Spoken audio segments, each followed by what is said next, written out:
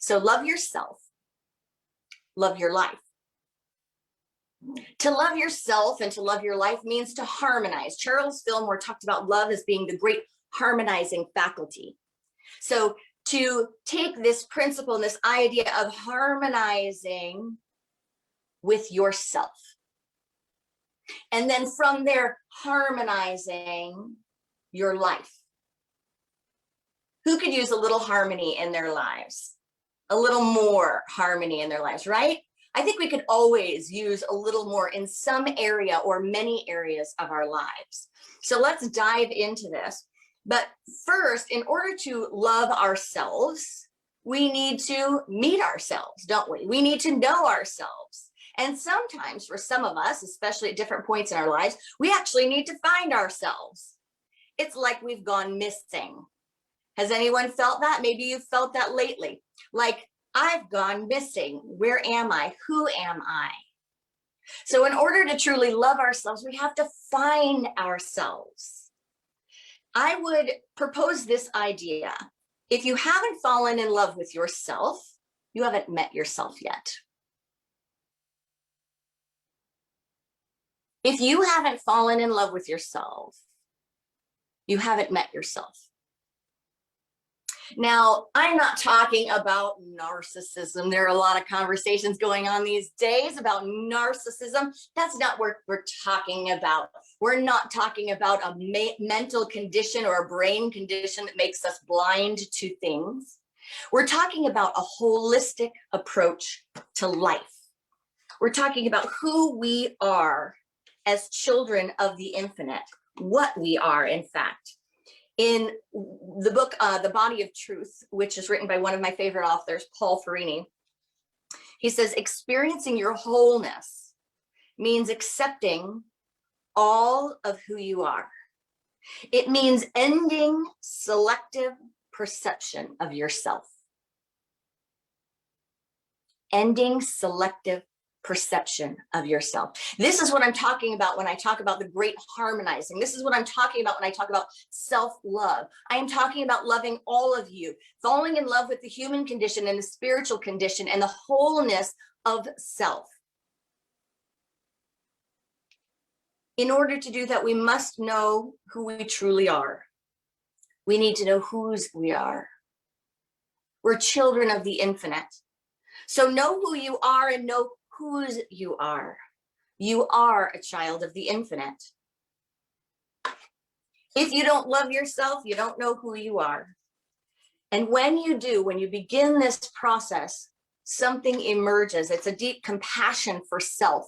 And when we have compassion for self, we know that extends outward. But a deep compassion starts to emerge, and we begin to develop an inner parent or an inner guardian of sorts.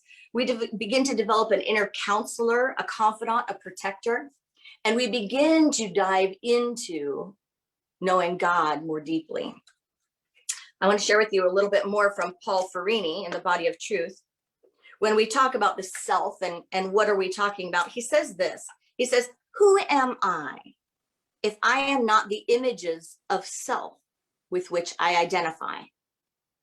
Perhaps I am simply a being in flow, an aspect of the impersonal energy of creation. When I stop relating to life through my self-images and routines, I begin to experience some of that. I experience being in the flow as effortless. I am self with a small s joined with self with a capital S. My life is simple. I do not struggle as much. My experience of who I am is not self-conscious. I am not fixed. I flow. Because I flow, he says, I am not disappointed when I cannot see my fixed reference points. I realize that they cannot define me. I'll read that part again. Because I flow, I am not disappointed when I cannot see my fixed reference points. I realize that they cannot define me. I stay in the flow by refusing to buy into any image of self as real or absolute. At best, each self-image is a temporary fixation. I do not have to deny myself the experience of that self-image. but I do not have to hold on to it either. As each image of self arises, I experience it and let it go. Attachment to any image of self sets up the conditions for suffering. You are not how you see yourself. Attachment to any image of self sets up the conditions for suffering.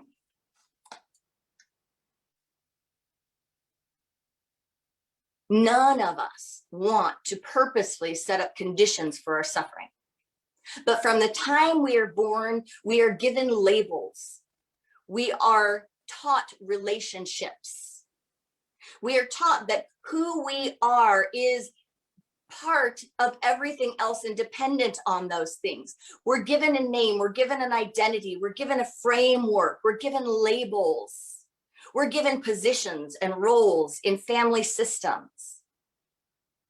And it's incumbent upon each one of us to have an inner awakening to recognize that all of these things are fluid. When we don't recognize that all of these things are fluid, then we cannot move with the flow of life. We begin to identify with all these labels, all these titles, all these roles, and our world crashes down when they fall apart. But who you are, who I am, is something much deeper than that. We are the one that is experiencing it all. We are the one that emanates and radiates in and through and as it all. And although the ego and the self-identified mind thinks that it needs these things to feel itself, the truth is just the opposite. Your true self is the one that observes and experiences all of these roles and all of these labels and all of these things. And the more we can consciously go into that experience with mindfulness and without attachment, but with a deep, deep, deep knowing of who and whose we are, the more we can experience peace in life. The less we co-create suffering, and the more we experience wonder. So it is for each one of us to dive into who we are beyond our relationship, beyond our occupations, or what we do with our time, beyond our interests, beyond what we love, beyond our gifts, beyond what we think we're valued for. Can you feel that? Who are you beyond what you're valued for? And do you know the you that you are if everything on the surface changed? It makes me think of that song, Tears in Heaven by Eric Clapton. Would you know my name if I saw you in heaven? When I hear that song that he wrote about his son, I just think of that. Like, I remember the first time hearing it and thinking about that, like, would we know each other? Would I know my family? Like, if I had none of the things, right? None of the things that are the labels, the identities, like if I was just a burst of light floating around in some sort of ethereal heaven space that could be right here or anywhere or everywhere, would we know each other and be known? Because we don't have our hats, we don't have our clothes, we don't have our faces and our identities. You know, that's one of the beautiful parts of scripture. A lot of people, you know, don't really pause there, and they take it to be other things. But in scripture, when it talks about the resurrection, it talks about Jesus coming back, it says that, you know, the ones that recognized him were the ones who knew him, indicating that it's not the same face that they saw. It wasn't the same body exactly that they saw, but that they saw the presence of this one that was embodied. They got a visit. They saw that he was well. They saw that he was self-existent, beyond form, and he was known. But he was only recognized to those who knew him.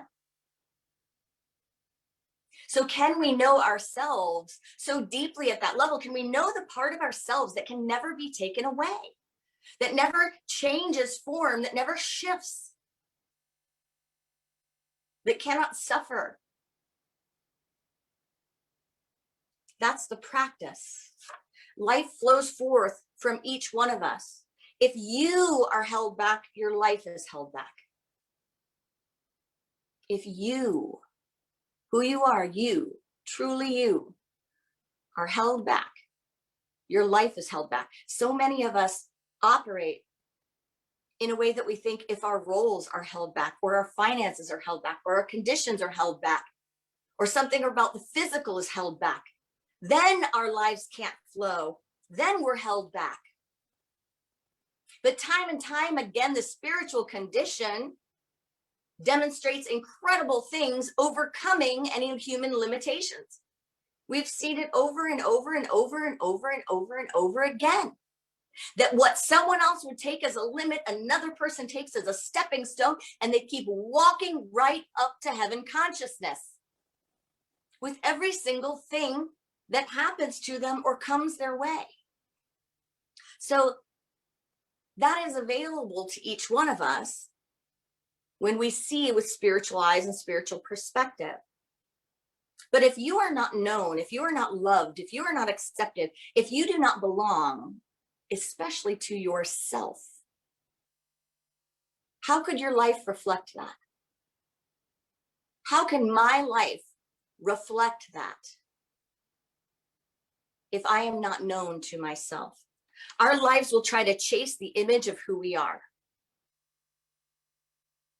Our lives will try to chase the image of who we are, to reflect it. And it is ours to identify with the highest image known to us, the highest image available to us. If we identify with the lower images, that's what our life will reflect. Once we are known and we honor that self, our lives begin to reflect that love, that life force. Our lives begin to harmonize with it, harmonize with who we deeply, deeply are. So what does that mean, and what doesn't it mean? It means that we understand ourselves, we understand our boundaries, we stand for who we are, we let our lives flow, we align with what makes us come alive. It doesn't mean that we always love it in the sense of love the human way. Like, I love this moment, it's so great. But it means that we are always actively harmonizing with our highest potential. We're letting in love. It doesn't mean that there are not challenges. It doesn't mean that the work disappears, but we allow our perspectives and our part to change. We invite in the harmonizing faculty. We cease to work against ourselves. We cease to contort ourselves, to suppress ourselves, to be caged or confined, to have false gods and false good. We seek false gods when we begin to identify with false images of ourselves. Images of conditions, images of roles, images of old records that no longer serve us, records that are playing in our minds about who we are.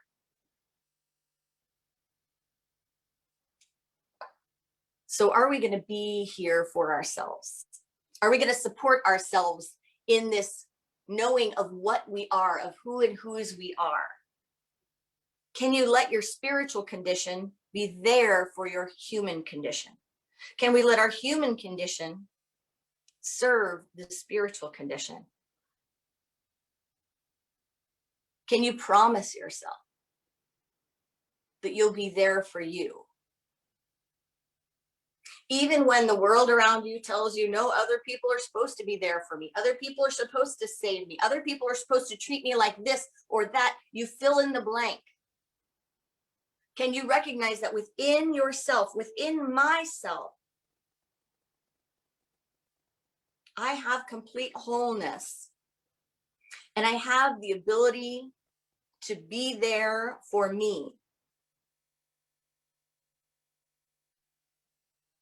Ask yourself this question this morning. When you really need yourself, When you really need something, and you can fill in the blank with anything else. If you think you have an outer need, put it in there. When you really need XYZ, throw it in there. And now move it into when you really need yourself. Are you there? When you really, really need yourself, are you there? If there was a self inside saying, love me, see me, I need you, I want you to stand for me, I need you to watch out for me, promise me that, be there for me. Are you answering that call? Because we're here to deeply know ourselves. And yes, the world around us can support us in infinite ways, and it can be wondrous. But most often, it is truly a projection of the world within us. And if the world within us is difficult and struggling, if it's not hospitable,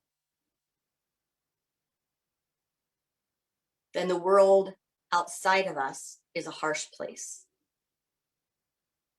So on this spiritual journey, when we're awakening to self and awakening to life, it's ours to open our hearts and our minds. Paul Ferrini has a few keys. The first of which is to see yourself as a dynamic being. So the first step is to see yourself as a dynamic being. He says to be in the flow, you need to see yourself as a dynamic being. If today you are the same person you were yesterday, then you are not in flow. You have settled on an image of yourself and carried it forward. You have cut a groove in the subtle fabric of life. And like a needle on the scratched record, you are repeating the same musical phrase, the same contents of consciousness. You are not the person you think you are. No matter how subtle your perceptions of self, they are all past perceptions. They are ancient history. That's the first step. To see yourself as a dynamic being. Think about how your experience of life will shift when we wake up to self as a dynamic being. Then as things change, we see with curiosity and wonder. We don't grasp or hold on or scratch at the past, trying to bring it back. The second key is not to judge ourselves and to open ourselves to love. He says, loving myself means that I do not judge myself. Of course, I make mistakes and I learn from them, but I do not find myself inadequate or wanting in any way. Loving myself means that I remain open to what is happening in my life. I remain open to what is happening in my life. I see all events as offering me the opportunity to give or receive love.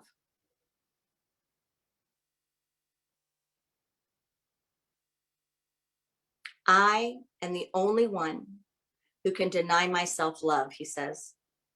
No one else can possibly deny me. As soon as I know that love is essential to my life, I open up to giving and receiving it. And the third key is one of my favorites, authenticity. Your life is completely unique. Follow that uniqueness, he said, and it will bring you to the universal experience. Do not seek the universal experience at the expense of who you are. In being faithful to who you are, you do not forfeit your unity with others. That unity remains at the deepest level. But you can't experience the universal until you can express yourself freely. If you try to imitate others, you'll be missing a precious opportunity. Live your life, not the life others expect you to live. Live authentically. All lives lead to the universal life. All bodies merge in the body of truth. When we know ourselves, when we fall in love with ourselves, we can trust that life takes care of itself. Life begins to express itself. It begins to generate those things that we are. Charles and Myrtle Fillmore, at the beginning of the Unity movement, stood in their authenticity, stood in their experience. They began to discover and uncover themselves as dynamic beings. They began to investigate the places and spaces in their minds and in their consciousness where they put on self-imposed limitations, where they either taught that God was a judging God and that they should judge themselves, or where they closed their hearts to love and God as love, flowing in and to and through and as them. And they began living and exploring so authentically that it birthed a movement, that their lives birthed a movement. Eric Butterworth talks about the beginning of the Unity movement in the book, Unity, A Quest for Truth. He says this, he says, it's not easy to mark one date as the beginning of Unity. It started as a movement in the minds of Charles and Myrtle Fillmore, two earnest searchers for truth, whose lives were spent in a relentless quest through religions and philosophies of the world. If we must settle on one particular movement as the starting point of what we think today of as the Unity movement, we might say it was in Kansas City in the spring of 1886. Charles and Myrtle Fillmore, facing physical and financial crises that seemed insurmountable, attended a lecture by Dr. E.B. Weeks, who was a representative of the Illinois Metaphysical College, then headed by Emma Curtis Hopkins. Something strange happened to Myrtle Fillmore at this time.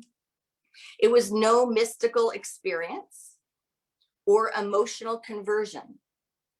It was simply that she left a lecture, a new, different, liberating, transforming conviction was blazing in her heart and mind. As she left that lecture, a new, different, liberating, transforming conviction was blazing in her heart and mind.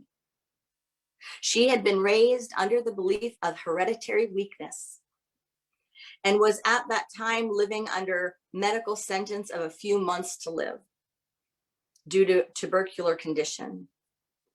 She walked out of the meeting repeating over and over in her mind, I am a child of God, and therefore I do not inherit sickness. Unity as a movement began at that moment.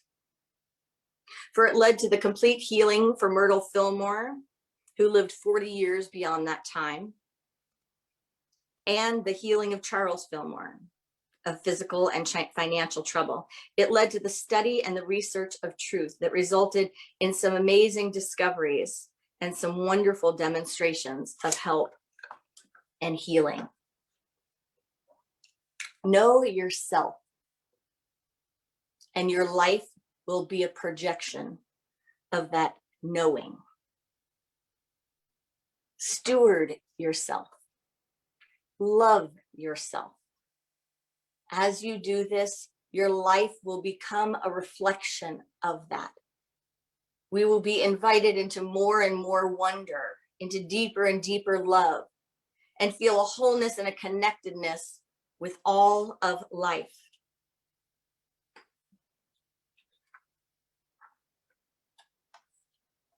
I want to share with you a poem by Walt Whitman. He said this: I have said, not a poem, it's really just a reading. Walt Whitman. I have said that the soul is not more than a body. And I have said that the body is not more than the soul. And nothing, not God, is greater to one than oneself is. And whoever walks a furlong without sympathy walks to his own funeral dressed in his shroud. And I or you, pocketless of a dime, may purchase the pick of the earth, and to glance with an eye or show a bean in its pod confounds the learning of all time. And there is no trade or employment, but the young man following it may become a hero. And there is no object so soft, but it makes a hub for the wheeled universe. And I say to any man or woman, let your soul stand cool and composed before a million universes. And I say to mankind, be not curious about God, for I, who am curious about each, am not curious about God. No array of terms can say how much I am at peace about God and about death. I hear and behold God in every object, yet understand God not in the least. Nor do I understand who there can be more wonderful than myself. Why should I wish to see God better than this day? I see something of God each hour of the 24, and each moment then. In the faces of men and women, I see God. And in my own face, in the glass, I find letters from God dropped in the street, and every one is signed by God's name. And I leave them where they are, for I know that wheresoever I go, others will punctually come forever and ever. That's from Leaves of Grass by Walt Whitman. The wonder of life will follow. Love yourself, love your life. There is a Peter Gabriel song that he just recently re-recorded and re-released. And it was written in 1980, and it was about the South African apartheid activist, Stephen Biko. And in that song, he wrote the words, "You can blow out a candle, but you can't blow out a fire. Once the flames begin to catch, the wind will blow it higher." So our call, friends, is to steward the candle, to steward the flame. When we do, our lives will be the fire. Namaste.